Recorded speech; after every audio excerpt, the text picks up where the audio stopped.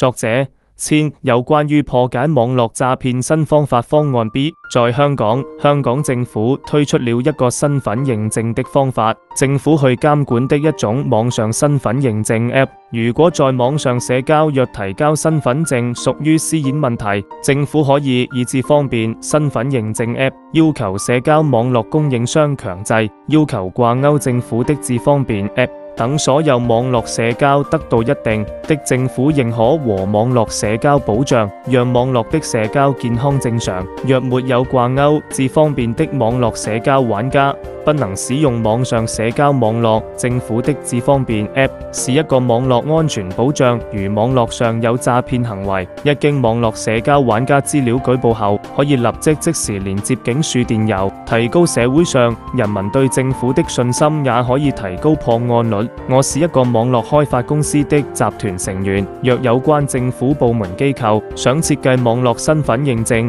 可以和我們合作，我們可以幫助政府研究和做一些網絡社交監控。